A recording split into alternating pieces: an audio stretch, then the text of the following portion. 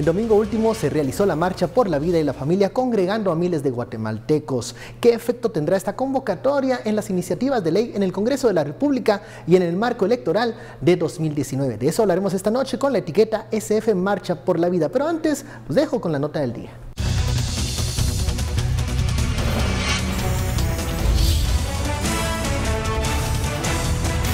La iniciativa de ley denominada Protección Integral a Niñas y Adolescentes Víctimas de Violencia Sexual aún no recibe dictamen. El presidente de la Comisión de la Mujer pospuso la entrega del documento por considerar que deben esperar un análisis y hacer cambios técnicos. Además, porque cree que se debe plasmar lo manifestado por miles de guatemaltecos en una marcha por la vida. Probablemente el día miércoles. Considerando que ya vamos a tener la información que nos hace falta. Y por supuesto, miren, aquí hay que aclarar algo y algo muy importante. Tenemos que tomar en cuenta y muy en cuenta lo que la gente y la población está diciendo. Yo creo que el mensaje de ayer fue claro.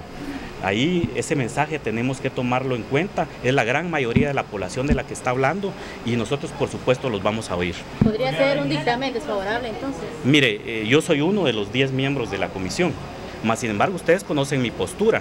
Recuérdense que yo soy ponente de la ley 5272 y si ustedes ven los postulados de la marcha de ayer, precisamente se centra en todos esos temas que nuestra ley enmarca. La mayoría de postulados son los mismos, defendemos principios y valores, defendemos la familia, defendemos la vida.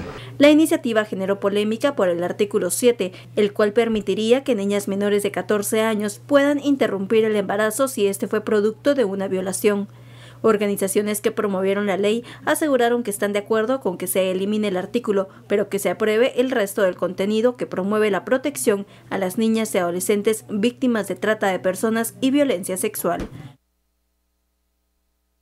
Bienvenidos a Sin Filtro, noche de lunes. Comenzamos esta semana con lo ocurrido ayer, la multitudinaria Marcha por la Vida y la Familia que se realizó en calles y avenidas del centro histórico y que concluyó en la Plaza de la Constitución. Miles de guatemaltecos manifestaron su apoyo a la vida y a la familia. ¿Qué pasará con eso? ¿Qué consecuencias tendrá con las iniciativas de ley en el Congreso de la República y también más allá, en el escenario electoral 2019? De eso hablaremos esta noche. Usted puede enviar sus comentarios y opiniones con la etiqueta SF Marcha por la Vida. Damos la bienvenida a nuestros analistas. Estuardo Zapeta, muy buenas noches. Buenas noches. Daniel Herring, buenas noches. Buenas noches, Daniel. Hagamos el primer repaso. ¿Cómo analizamos esta masiva manifestación que ayer concluyó y llenó la Plaza de la Constitución? Daniel. Vaya día, ¿eh? Sí. Vaya día el de hoy. O sea, tenemos la marcha, tenemos CC, marcha, tenemos Minera, San tenemos los antejuicios en el Congreso de la República. Algunas declaraciones del presidente. Veremos si nos da tiempo para todo no va a dar tiempo. Solo avisar a la audiencia que vamos a intentar hablar de todo, pero realmente es un día muy cargado de actualidad, apasionante. Bueno, yo creo que si hablamos de la marcha, que de alguna manera u otra, no la marcha, pero sí lo que pasó el viernes tiene que ver con lo que pasó hoy en la CC, siento yo. Pero si hablamos de la marcha, habría que decir varias cosas. La primera es una marcha que está, bueno, una marcha espectacular, impresionante. Sí. O sea, la plaza se veía como en digamos, con una energía y con una capacidad de convocatoria similar al 20 de septiembre de 2017 e incluso a agosto de 2015. O sea, es de la historia reciente, es de los momentos más vibrantes que ha tenido la plaza, aunque en otro contexto y por otras razones a las que estábamos acostumbrados. Y yo siento que eso hay que, en el mismo sentido que había que mirar 2017, el 20 de septiembre, y hay cierta gente que se dedicó a hacerlo de menos y a decir que no había tantos y que había acarreados y demás, y eran obtusos y estaban equivocados, hay que verlo esto de la misma manera, ¿no? Porque ha recibido críticas parecidas. A mí me parece una marcha, como digo, espectacular, una marcha que demuestra algo que tampoco es un secreto para nadie, y es que hay un corazón muy poderoso en la sociedad guatemalteca que es conservador y que toda agenda de reformas que vayan a favor de el matrimonio, algún tipo de regulación del matrimonio o a favor del matrimonio homosexual, aunque ayer los mensajes eran sobre todo sobre el tema de la política del aborto, van a ser rechazados. Hay que decir que es una manifestación Lo digo por ver cómo se conecta con lo que pasó el viernes y ciertos discursos políticos que se han dado. Es una manifestación que tiene más de un mes de estar organizándose, claro, que se ha organizado desde parroquias, desde iglesias evangélicas, desde organizaciones. El domingo, digamos, se invitó a todos los que participan en catequesis y en misas y en demás, para poder utilizar toda la infraestructura y movilizarlo, que no está mal, que es perfectamente legítimo. O sea, eso de despreciarlo porque hay una organización de base que de alguna manera lleva ya gente que sí piensa eso. O sea, yo creo que el término acarreados es cuando llevan a gente que no tiene ni idea de por qué está allí. Había una noción de que se estaba defendiendo ante ciertas legislaciones en pro de una flexibilización del aborto, vamos a decirlo así, que se estaba defendiendo esa clase de política pública. Lo que vino después, digamos, la 52-72, la regulación para discriminatoria y demás, yo creo que no está tan conectado con esta manifestación. Sí se confirma el poder de convocatoria de tanto la Iglesia evangélica como la católica. Hay quienes han dicho que las iglesias no tienen por qué opinar en lo político, pero yo creo que con lo que ayer se realizó en la Plaza de la Constitución, tienen una voz muy fuerte para opinar en los temas de actualidad. Estuardo. Bueno, yo creo que lo que acabas de decir es lo correcto. Esta es de las pocas veces que vemos a Iglesia Evangélica y Iglesia Católica, católico-romana, porque hay varias versiones de la Iglesia Católica en Guatemala. Está la católica primitiva, está la católica también, digamos, el estilo pentecostés de cierta...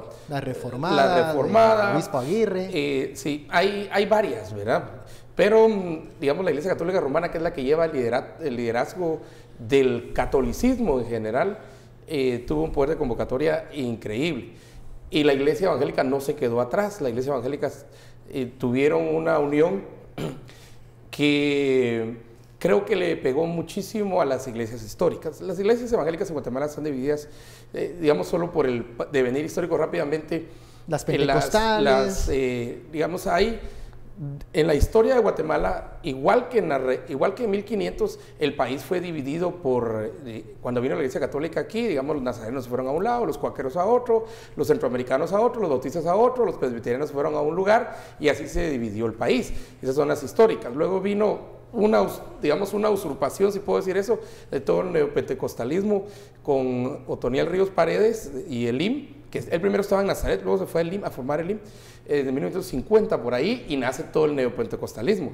Esa ola hizo crecer enormemente la Iglesia Evangélica, a tal punto que ahora la Iglesia Católica Romana es todavía, digamos, la más grande, pero ya no es mayoría. Pero ya no es mayoría y están muy... Entonces, hay temas en los cuales las dos iglesias se juntan. Este es un tema que los une. Digamos, la defensa de la familia es otro tema que los une.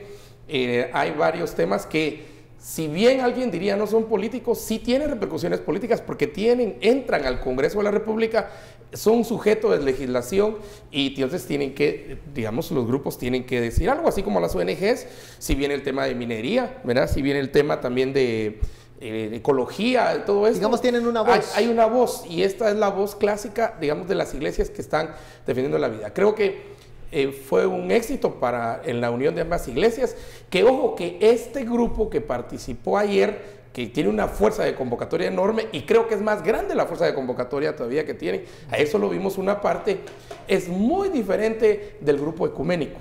Sí. De la iglesia ecuménica, donde hay incluso algunas de las históricas pequeñas. De las históricas, pero son las pequeñísimas, las muy pequeñas, ¿verdad? Pero también hay un grupo ecuménico que no comparte la visión de estas personas y que creo que no participaron ayer. Pero por eso eran las pentecostales y la Iglesia Católica Romana. Y también no pentecostales, pero la centroamericana, la presbiteriana, la bautista no son pentecostales. Estas son históricas no pentecostales y hay históricas pentecostales, Príncipe de Paz, Iglesia de Dios, Asambleas de Dios y todas estas, ¿verdad? Hay una excelente tesis de la historia de la Iglesia Evangélica del doctor, de la doctora Zapata, que ya, pues ya descansa en paz, pero el doctor Virgilio Zapata tiene una excelente historia de la Iglesia, y también lo interesante es ver la historia y ver los movimientos paralelos políticos, porque, digamos, ayer cuando regresamos estábamos viendo también que digamos, durante la Iglesia Evangélica ha tenido una participación política, sea durante Ríos Montt, sea durante Serrano, sea y así. Y este es un presidente que se ha declarado abiertamente evangélico. Entonces, digamos, hay alguna unión en algún momento que se va por el lado religioso, pero también se va por el lado político, que creo que no podemos echar esa corrota. Se juntan esas dos. Habiendo dicho todo esto, yo creo que sí hay que tener un poco de cuidado. Primero, y esto es para los organizadores, primero que los políticos no se bañen con la capacidad que tienen ellos de convocatoria, porque esta no fue una cuestión de políticos. Tal vez algunos querían hacerlo. ¿Crees que algún político tiene esa capacidad de convocatoria? Yo no la creo. Esos políticos no la tienen. Segundo, también yo creo que es importante, yo preguntaba que al final, digamos, porque algún sector de gobierno empezó a lanzar el mensaje que ese era en apoyo del presidente. Eso no es correcto. Esto no fue en apoyo al presidente. El presidente puede ser muy evangélico, pero esto no fue. Esto fue en un tema central que dijeron la vida, una ley en la que dijeron no estamos de valores acuerdo con el aborto, sí. Y ya. Una ley que muchos no se leyeron y que no... Porque no está ni en vigencia. O no entraron en detalle, y la verdad es que cuando piensas en la viabilidad que tenía esa iniciativa de ley, es muy poquita, la verdad. Lo que a mí me parece relevante es que active esta potencia Exacto. ciudadano, digamos. Incluso antes de que la ley se discutiera. Bueno, y es que no tenía ninguna posibilidad en este Congreso que pasase nada, esa ley. Y además favorece que se presente otra, que es una ley horrorosamente mal escrita. Y yo creo que, claro, ahí es donde se empezaron a mezclar cosas. Yo creo que es difícil medir y poder establecer qué estaba diciendo la plaza ayer con respecto a estos temas, pero yo creo que lo que estaban diciendo es dejen la legislación en paz, de un lado y de otro. No estaban diciendo apoyamos esta ley que es liberticida y que es una cosa horrorosa, la 5272 es, y tampoco apoyamos las que son iniciativas de ley que están pensando flexibilizando el tema del aborto, en lo que se podría considerar una flexibilización del tema del aborto por parte de algunos de estos grupos conservadores. Vamos a la primera pausa de la noche y regresamos con las conclusiones de este tema. Hay varios temas que vamos a abordar: Minera San Rafael, lo que pasa en el Congreso de la República con el antejuicio, todos esos al volver luego del corte. ¿Lograron o no los magistrados calmar las aguas con la decisión de Minera San Rafael? De eso hablamos al regresar.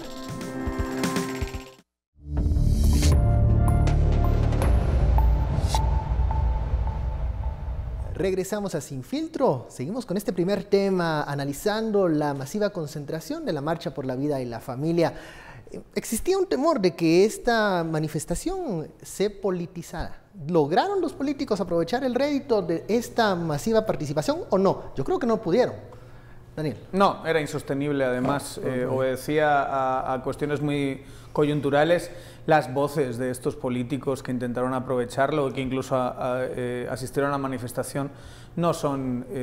La presencia de ellos no opacaron, digamos, el mensaje. Y es que no eran organizadores, no llevaron los mensajes, no se mezclaron, digamos. ¿Se subieron a última hora a la convocatoria? Sí, bueno, y más el presidente, que lo del presidente, ¿quién no lo ve ridículo? Yo creo que es algo tan fácil de entender que en medio de una declaración que tiene que ver con no prorrogar la CICIG, te suelta el tema del aborto y la familia. Y la familia. O sea, es así como decía, así con, perdón el lenguaje, pero mano, de verdad.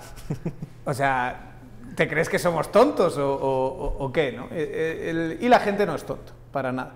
La gente se da cuenta de esta clase de manipulaciones cuando son tan burdas, ¿verdad? Cuando están... Te pregunto, con esta manifestación así, de esta forma, la plaza llena, ¿también es un mensaje para los proyectos políticos con miras a 2019? Por supuesto. Quien plantee una agenda que no va con esta expresión general, creo que va a tener pocas posibilidades de tener éxito en las urnas. O por lo menos vas a dejar políticos tradicionales se aferren a eso como un clavo ardiendo, ¿no? Ya que en muchos casos no están bien vistos por su actuar y por el desgaste tremendo que han sido estos años, especialmente a partir del 2017. Este último año ha sido muy duro para todos los políticos. Hay una forma de agarrarse a una narrativa de ONU promueve esta agenda, ONU CICIG lucha contra la corrupción, y así te vas hasta asociar cosas que en última instancia no están asociadas, y yo creo que la gente que llegó ayer lo entendió muy bien y se ciñó a sí a la vida, no al aborto, y mensajes que tenían que ver, que eran mensajes de, obviamente estamos hablando de una movilización de corte religioso, pero en un contexto político donde ven que hay ciertos cambios posibles en la legislación que amenazan lo que ellos consideran que es el estilo de vida de la familia tradicional, y la verdad es que es bastante poderoso esa clase de mensajes en el electorado guatemalteco. Yo vivía todavía en España en 2004, cuando se plantearon buena parte, 2004-2005, buena parte de las legislaciones de matrimonio homosexual y demás, y ahí también hubo un gran debate, pero yo creo que no se parece en nada a una sociedad que es transversalmente, y todas las encuestas te lo dicen, transversalmente conservadora, y que tiene una opinión muy negativa sobre el aborto, las distintas medidas que se asocian a, sobre todo, una izquierda progresista. Si quiere jugar una marca partidaria a eso, va a encontrar su nicho, pero va a ser un nicho pequeño. Va a ser un nicho todavía reducido, que yo creo que en los próximos años va a ir creciendo, porque digamos, en la medida que se moderniza Guatemala, va creciendo las visiones progresistas, pero que hoy por hoy, de cara a 2019, es muy difícil que esas opciones sean mayoritarias. Con este mensaje de la plaza, lo que ayer vimos, Estuardo, las opciones electorales para 2019, ¿crees que se van a animar a tocar estos temas, o los van a dejar tal y cual como están ahora, intactos, sin entrar en ninguna polémica en el tema del aborto, de la familia? Creo que los van a regresar al Congreso. Y ahí hay que ver, digamos, los partidos que van a participar. Si regresarlos al Congreso, va a ser una estrategia no de enfrentar el proceso, sino básicamente de esquivar el proceso y decir, eso es parte de las decisiones del Congreso. Pero yo creo que sería bueno preguntarle y que los votantes preguntemos a todas las opciones políticas qué posición tienen en esos temas. A ver, no vería por qué no preguntar. Creo que es válido. En el ejercicio de los foros de 2015, si mal no recuerdo, las iglesias creo que realizaron y convocaron un foro, se le preguntó ese era el tema central, claro, de se le las preguntó iglesias, sobre estos temas, y fue unánime la voz de que no apoyaban esta agenda. Creo que esto se va a repetir en 2019. Se va a repetir, sí, yo creo que es lo que tienen que... Más con estas imágenes... que los partidos van a decir lo que la gente quiere escuchar, no lo que realmente piensa, ¿verdad? Y además, yo creo que si bien estos temas pues, se juntan muchas personas y todo, el tema central en la siguiente campaña va a ser el tema económico, va a ser el tema de trabajo, va a ser el tema de sustento, de conseguir medios para vivir. Va a ser uno de los temas. Va a ser uno de los temas. Pero va a ser uno de los temas en la canasta electoral, ¿o no? No, solo si hay alguna opción que en principio parece creíble, pero que se aferra a esta clase de programas, y los contrincantes de esa opción son capaces de sacar el tema porque se ven bien posicionados ahí. Vamos a ver, en una campaña todos buscan que el tema central sea el tema en el que ellos están mejor posicionados. Si el tema central es seguridad, entonces yo quiero porque soy mano dura. La economía, como si el tema central es pobreza, yo quiero porque soy Sandra Torres y las bolsas solidarias. Entonces yo quiero hacer que el tema central de la campaña sea el tema en el que yo me posiciono mejor. Los diputados, las opciones partidarias tradicionales en temas económicos no se posicionan muy bien, porque de alguna manera si has estado asociado al sistema, lo que te van a decir es ¿y tú qué no me diste resultados antes?, ¿verdad? Entonces el tema económico va a estar complicado, que puedan de alguna manera decir, mirar una opción y decir, vaya, esta es la que me va a sacar adelante, esta es la que de verdad va a generar empleo. En el tema corrupción, las marcas tradicionales tampoco están muy bien posicionadas, y además va a haber, yo siento que un proceso bastante claro de cuestionamiento de todas las marcas partidarias tradicionales, ¿verdad? Relacionado con lo que dijo Óscar Xaat en la famosa conferencia de hace unas semanas. Y el tema de valores, sí siento que hay más posibilidad para estas marcas partidarias de decir yo soy conservador, yo creo en esto, utilizar el lenguaje incluso religioso, etcétera, etcétera. Creo que lo van a intentar. Claro, como entiendo que está diciendo Estuardo, el tema no lo impones tú, el tema te lo impone la realidad, y vamos a llegar a 2019 mal, económicamente muy mal. ¿Cuál va a ser esa realidad? La economía. La economía. La economía va a ser... Economía. De hecho, miras todas las mediciones ya y miras que empleo. Miras que empleo es el tema, pero es impresionante la cantidad de preocupación que está causando el tema empleo. Y en ese contexto del empleo es que se puede discutir un poquito el siguiente tema, ¿verdad? Porque de hecho fue uno de los temas centrales que se generó por ¿cuántos? 410 o no sé cuántos más, pero ese va a ser un tema central. Aunque la mina en términos de empleo general del país no da mucho, da mucho en el municipio, pero la mina no es intensiva en empleo. Pero este tema del empleo, de llevar sustento a la casa, de conseguir oportunidades, de emprender, ¿verdad? De hacer algo nuevo, digamos, para conseguir esto, despidos masivos en varias empresas, sí va a seguir siendo un tema, que está asociado obviamente a certeza jurídica, que está asociado a inversión de capital, sea nacional o sea extranjera. Entonces, ese tema pero sí que va también, a seguir Estuardo, se puede asociar a la corrupción. Correcto. Y de hecho tenemos un grupo que intenta asociar la desaceleración económica a la lucha contra la corrupción, y creo que vamos a tener otro grupo que va a intentar asociar el problema estructural del país económico, porque se han robado todo, ¿verdad? Es el tema que se... Entonces yo creo que el tema de la corrupción se puede relacionar muy bien a otros temas, y por eso yo creo que también ese va a ser tema central. Pero si miras el tema de la corrupción, sí está alto, pero no está tan alto como empleo. Que empleo es un tema que uno se queda sorprendido. Pero es una cuestión de reframing, ¿verdad? Es una cuestión de... Por ejemplo, esto es un intento... ¿Qué pasó en 2011 cuando estaba en la campaña Otto Pérez Molina con seguridad y mano dura, y estaba en la campaña Sandra Torres con pobreza y asistencia social? Lo que pasó es que Sandra Torres intentó decir: somos inseguros porque somos pobres. Entonces lo intentó llevar a su terreno, ¿verdad? Y el otro, pues obviamente quería hablar somos pobres porque tenemos inseguridad. Tenemos inseguridad. Entonces también no solo, o sea, el tema de los... Esto es una teoría de comunicación que se llama framing, que se llama enmarcado. Las campañas juegan intentando darle la vuelta de alguna manera a esto, y el que fue un genio para mí absoluto fue la campaña de Trump en 2016. Me parece que fue absolutamente magistral cómo él fue capaz de llevar la agenda por donde él quería y darle el framing para determinadas personas que él quería. O sea, y hacía que todos los demás obedeciesen a su tema y no al revés. Creo que va a ser interesante observar eso, porque, como digo, el tema de la corrupción se puede unir de un lado y de otro, se puede unir perfectamente al tema económico, y yo creo que esos son los dos grandes temas, a no ser que alguien cometa, con perdón, la mulada de traer una agenda hiperprogresista en lo social, porque entonces de ahí se van a agarrar para decir que viene, vete tú a saber, Venezuela mezclado con San Francisco a Guatemala, que es lo que quieren convertir. Bueno, el segundo tema de la noche es esta conferencia de prensa que dieron los magistrados de la Corte de Constitucionalidad por un tema que había tardado 435 días. Estamos refiriéndonos a la mina San Rafael. Estas fueron las declaraciones del presidente de la CESA. Se ordena que se confirma la sentencia de primer grado.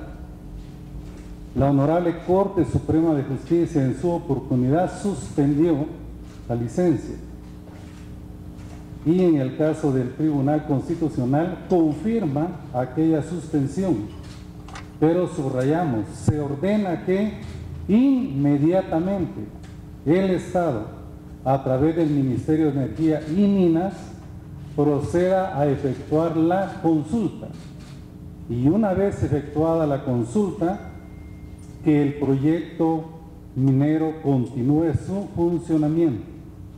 Esto es en razón de las constancias procesales, del principio de seguridad jurídica y de la aplicación de la ley, empezando por la Constitución Política de la República de Guatemala, tratados internacionales y las leyes ordinarias. La minera San Rafael puede seguir funcionando con la condición de que se efectúe la consulta inmediatamente. Esa orden lleva los apercibimientos legales, y como bien se sabe, quien debe efectuar la consulta es el Estado de Guatemala a través del Ministerio de Energía y Minas. Las declaraciones del magistrado Bonerge Mejía. Vamos a analizar estas resoluciones luego de la pausa.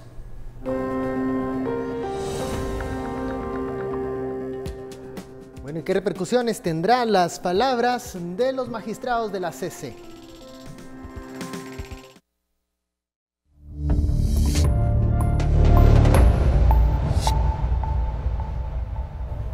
Regresamos a Sin Filtro, la etiqueta de la noche, SF Marcha por la Vida. Estamos en el segundo tema, la resolución de los magistrados de la Corte de Constitucionalidad referente a Minas San Rafael. Después de más de 400 días hay una resolución que algunos dicen pudieron haber tomado esta decisión mucho antes, pero ¿qué tratan de decir los magistrados? Ellos dicen, confirman la suspensión de actividades de la mina, pero también... Pero le dan una salida. Pero le dan una salida, que esta es la diferencia. Daniel. Sí. Entendiéndolo en el contexto político, porque no creo que se pueda separar de lo que está pasando. ¿Esto tiene que ver con el viernes? Yo siento que sí, tiene que ver con que se le viene muy duro a la CC, porque digamos, yo siento que van a ir pasando cosas que van a forzar de alguna manera al sistema a posicionarse y van a tener que fijar postura, y como lo hemos dicho muchas veces, ya se sabe la mayoría de las CC qué postura está tomando, pero creo que querían quitarse esto de encima porque ha sido una presión muy fuerte. Entonces hacen esto que algunos han llamado gallo-gallina, pero que yo creo que por lo menos hace dos cosas: da una opción, una alternativa a la mina para seguir operando, y a mí lo que me parece increíble políticamente hablando es que le traslada la presión al Ejecutivo. Ahora no es CC resuelve, sino ahora es Ejecutivo. Ejecutivo, ponte las pilas a través del MEM y haz la consulta y hazla bien, ¿verdad? Claro, ahora son las capacidades institucionales, el recurso humano, la capacidad, la inteligencia, la estrategia del MEM para poder ejecutar eso. Y ejecutarlo lo antes posible y bien, porque la mina le va a estar mirando y va diciendo, bueno, ¿quieres que mejore la economía? Tienes que poner esto como máxima prioridad. Y va a testar las capacidades de ese ministerio. Lo va a hacer. Y tiene que hacerlo deprisa, pero tiene que hacerlo bien. O sea, no puede hacerlo de cualquier manera porque si no se va a si quedar no se puede enredar más adelante también. Sí, se va a quedar vulnerable todo ese proceso porque hay que ver, digamos, cómo se va aplicando, como digo, ese proceso de consulta, que no es plebiscito, que no van a votar nada, es un proceso más de diálogo, de información y demás. Claro, eso abre un espacio delicado, pero la CC ya no lo tiene, el espacio delicado lo tiene el Ejecutivo. Y en estos momentos que el Ejecutivo y la CC van a estar discursivamente, desde luego el presidente le mandó un mensaje a la CC el otro día, van a estar en tensión, me parece que es políticamente brillante agarrar la pacaya y tirársela al Ejecutivo. Se dio una pregunta entre los colegas que estuvieron presentes en la conferencia de prensa y era, ¿qué pasa si los pobladores en esta consulta rechazan el proyecto minero? Esto se le preguntó al secretario de la CC y esta es la respuesta. No puede operar. Okay. Ahí hay una frase en específico que menciona que cuando se concluya el proceso de consulta, la mina podrá recobrar la vigencia de la licencia que ya tiene autorizada. Y no importando si el resultado es que la consulta arroja que la consulta no quiere la mina en el territorio. Esto en su momento tendrá el Ministerio de Energía y Minas que definirlo o determinarlo. Esto abre otra interrogante, Estuardo, según algunos, otros dicen que no, porque mencionan que la consulta comunitaria en ningún momento es vinculante y que solo es, digamos, un ejercicio de diálogo con los comunitarios. ¿Qué va a pasar? ¿Sí puede operar Minas San Rafael luego de que se realice esta consulta independientemente del resultado que arroje? Vamos a ver, aquí el problema, y creo que tu pregunta es la misma idea que tiene la mayoría de gente. Que es un sí no. Que es un sí no. Claro. Entonces, aquí estás confundiendo consulta con referéndum, plebiscito y todo eso. El convenio 169, artículo 5, 15, 16, artículo 6 también, Y eso lo ha explicado la OIT, no es cuestión de interpretación mía o lo que sea, no, eso está explicado muy bien por la OIT, se le ha preguntado muchas veces a OIT, la respuesta ha sido la misma. Primero, que el convenio 169 no tiene poder de veto para un proyecto, ¿verdad? Esa es una pregunta que se ha hecho tantas veces.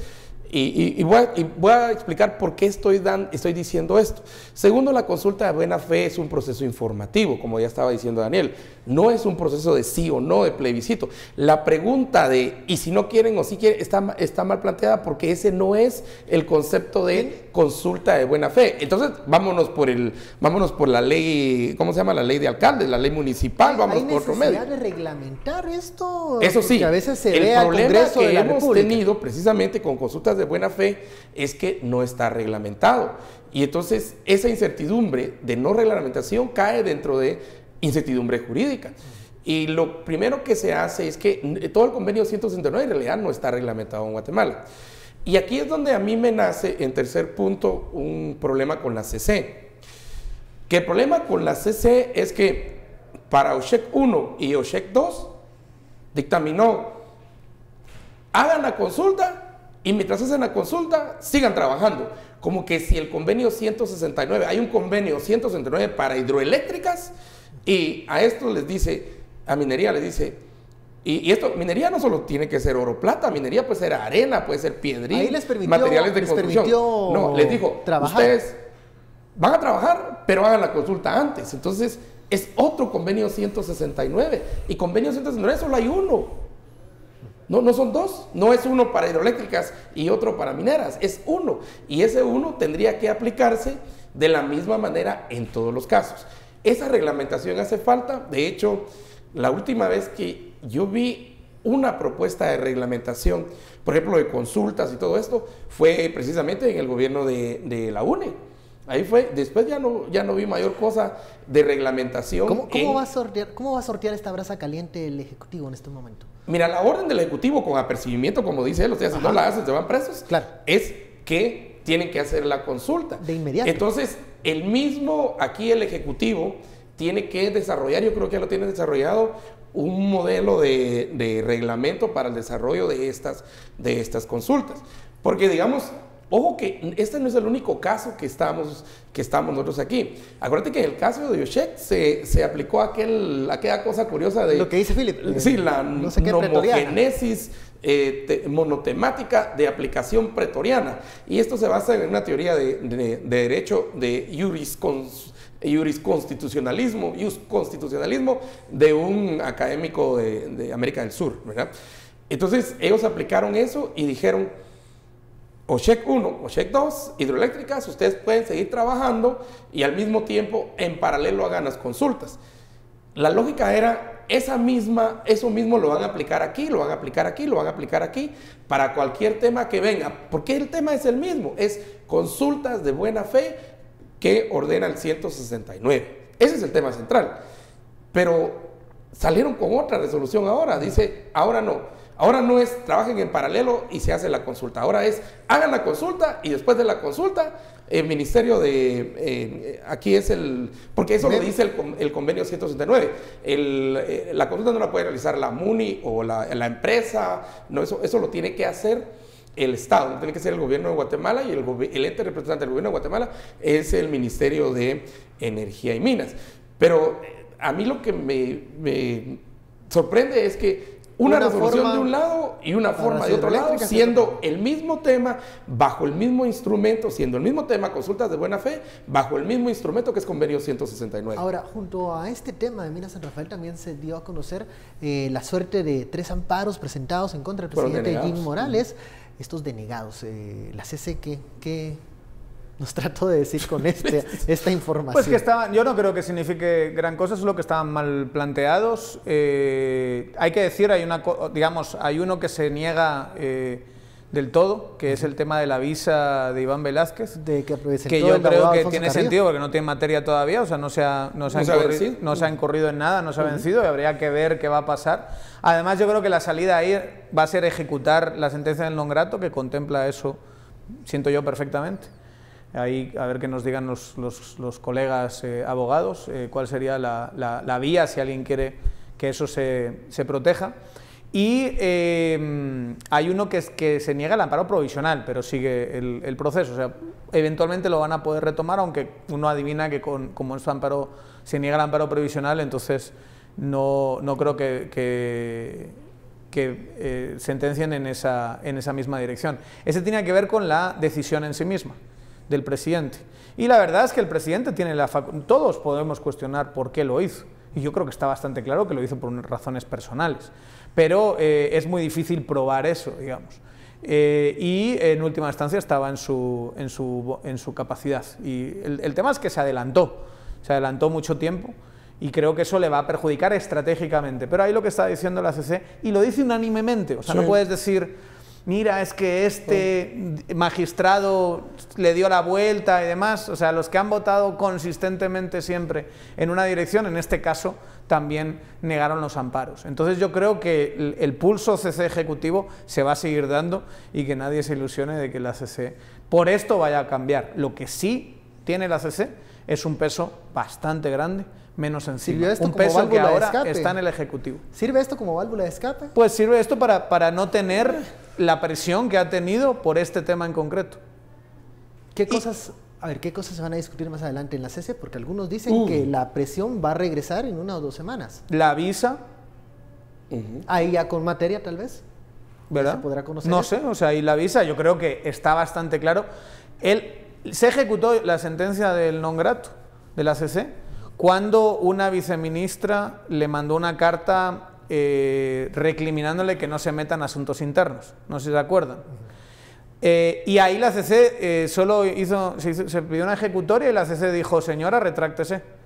Y tuvo que mandar una carta diciendo, ahí tiene su permiso, lo siento. Mucho más con las visas. O sea, si se hizo y se ejecutó por esa carta, yo no le vería ningún sentido a que no se haga cuando estás hablando de la visa que va a permitirle operar. Hay ahí algún mediocre que anda diciendo que como ya se va la CICIG, entonces que se vaya también Iván, ¿verdad? Ahora, pero yo creo que eso ya son deseos propios y personales de estas personas. Le queda 1 año a la CICIG, si tiene que transferir competencias, el comisionado tiene que estar ahí para hacerlo. Se habló por la mañana, se dio a conocer por la mañana que el comisionado Iván Velázquez salió de viaje a Washington este día. Algunos comenzaron a prever que se iba a dar aquella tensión de la vez pasada cuando salió el colombiano de si le iban a permitir tocar suelo guatemalteco. ¿Crees, Estuardo, que va a haber un momento de tensión similar por esto? Yo creo que de aquí en adelante todo va a ser tensión. ¿No? O sea, no va a haber un momento de tranquilidad.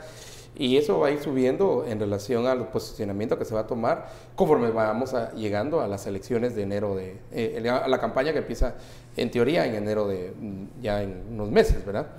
Pero vamos a ver, la CC fue clara hoy, yo creo que fue en términos generales dijo, no, esto sale, se quitó lo que tenía que quitarse de encima y en el caso, mira, si es en el caso de la minera, se lo pasó al Ejecutivo a través del Ministerio de Energía y Minas y muy claramente le dice, sí puede seguir trabajando, sí, solo sí, se hace consulta. En los otros casos dijo, miren, esto no, y dijo no, y ya estuvo. Entonces, yo creo que esa tensión va a seguir porque va a seguir la insistencia en varios de esos temas, ¿verdad? Va a seguir en términos de la CICIG, en términos del presidente, en términos también de los que, digamos, estarían en contra del presidente. ¿Qué va a pasar?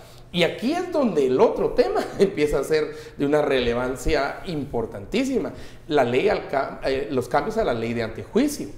Porque acuérdate que el cambio que quieren hacer a la ley de antejuicio sí afecta directamente a la CC y no sé si la CC está reaccionando. O está viendo eso. Ya hay que decirlo. Lo voy a interrumpir porque ese tema está en el otro bloque. Entonces vamos a la pausa y regresamos con el tema de los antejuicios. El Congreso de la República plantea modificaciones a la ley de antejuicio y eso puede significar problemas para algunas personas.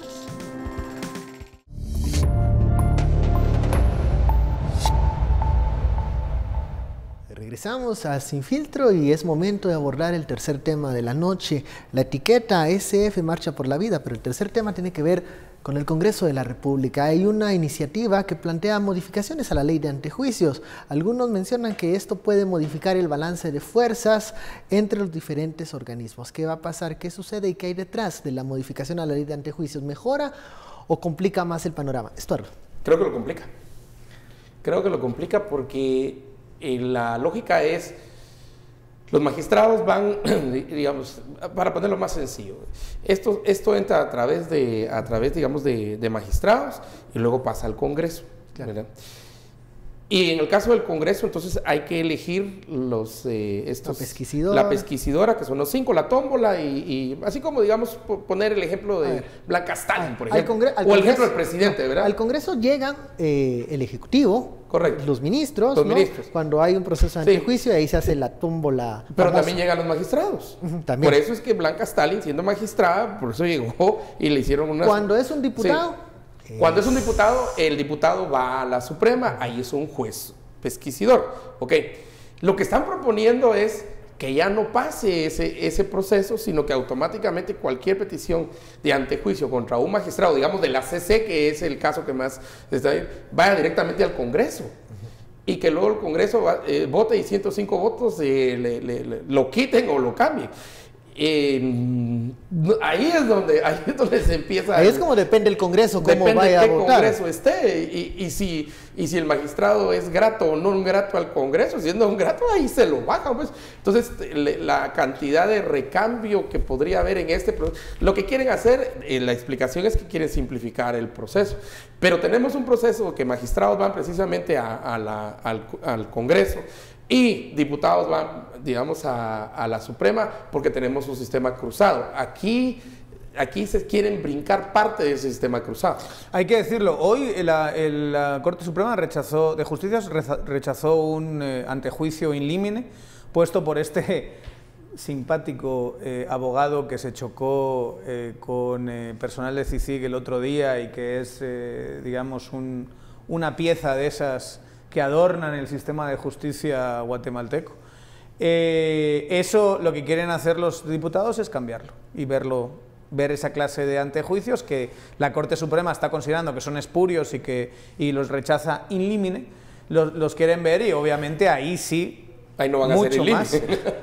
Mucho más que en cualquier otro sitio van a estar seguramente en proceso, y ahí sí se les va, con el presidente Morales van a empezar a encontrar todo tipo de excusas, pese a que hay cheques y hay declaraciones y hay mails y hay demostración de reuniones y todo lo demás, van a encontrar excusas para decir que no hay delito o que no hay pruebas o que es político. Pero cuando les toque a ellos meter presión a la CC, si cumplen con lo suyo, ahí no va a ser político, ¿verdad? Y ahí no van a valer la clase de argumentos que normalmente ¿Tiene dedicatoria esta iniciativa, estas modificaciones? Claro, se llama Gloria Porras. ¿Van por ella? Por supuesto. Ahora, hablando del cronograma del antejuicio del presidente, algunos mencionan que esta calendarización da muchos tiempos. Perdón. Pero ahorita que dijiste Gloria Porras, ahí es la UNE la que tiene que actuar en el Congreso. Ahí la UNE la pusieron en un... Y Mario Taracena. Que cabildeó por ella. Sí, pues, en una situación bien complicada, la UNE. Y yo creo que van a tener que jugar. Y la UNE siempre no solo juega, sino juega a ganar. Aún aunque no esté en el juego, se mete al juego y termina ganando. ¿Y cómo pudiese votar, digamos, en un posible proceso de antejuicio contra la magistrada Gloria Porras, la UNE, quien fue el partido que cabildeó por ella para que llegara a la CC? Bueno, la pusieron, ¿verdad? Al final la pusieron. Y tiene que llegar a acuerdos en el Congreso, y eso va a estar interesante. Pero si miras, entonces posiblemente el otro le preguntabas si tiene dedicatoria a esta ley. Entonces el otro grupo de dedicatoria es la UNE, ¿verdad? Y yo creo que aquí es donde empiezan las negociaciones en este momento, porque la UNE no va a votar a favor, por ejemplo, de los tránsfugas, ¿verdad? Porque no le conviene. Con esa ley se quita 70 y pico competidores de entrada. Al final del bloque anterior decías algo interesante. Los magistrados de la CC están viendo esta iniciativa de modificaciones a la ley de antejuicios como una tormenta que se aproxima. ¿Sí? Fue una de los argumentos por las cuales hoy finalmente decidieron algo sobre minas. Lo que yo siento es que van a acabar también en la CC. En la CC, o sea, van a acabar resolviendo sobre una ley que les afecta a ellos y una vez más tensión entre poderes, ¿verdad? Más pulso. Entonces creo que sí, mira, y hay que escuchar claramente esa parte del discurso del presidente. El presidente tenía detrás a los funcionarios públicos armados, policía y ejército. Y les dijo, recuérdense que un funcionario no está obligado a acatar una orden ilegal. Ya, yo creo que el mensaje, la sugerencia es clarísima. Ahí no hay pierde. Que se pueda llegar a dar o no es otra cosa, pero que está manejando esa clase de mensajes, lo está haciendo. Mensajes que ya hemos escuchado, como suele pasar, hemos escuchado mensajes que empiezan en los net centers y acaban en los políticos y que acaban trasladándose, algunos de ellos, al presidente también. O sea, la narrativa ya la estamos viendo. Si eso pasa, el sistema de Guatemala se va a ver testado en su esencia. O sea, si llega un momento en el que el Ejecutivo desconoce algo que dice la CC, tal y como está montado, y podemos criticar el papel de la CC todo lo que ustedes quieran, pero tal y como está montado nuestro sistema, el hecho de que el Ejecutivo decida cuál es la sentencia que es ilegal y cuál no de la CC, ahí sí vamos a encontrarnos en una gran crisis. ¿Ves un inminente choque de trenes? No es inevitable. Yo creo que también lo que pasa es que del norte también vienen presiones para que no se excedan, digamos. Hubo un tuit de Pompeo que fue así como un espaldarazo, así, tampoco muy explícito, aunque hay que decir que prácticamente todos los demás actores internacionales, salvo Pompeo, tuvieron una condena a la decisión. Pero yo creo que ese respaldo de Pompeo no va gratis, ¿verdad? No es incondicional y haz lo que quieras y rompe con la CC y tira al ejército a las calles. No funciona así. Y yo creo ¿Sirve más para bajar los ánimos? Esa presión yo siento que sí. Y yo siento que para mandar un mensaje también de decir, está bien, te respeto, pero acuérdate, ¿verdad?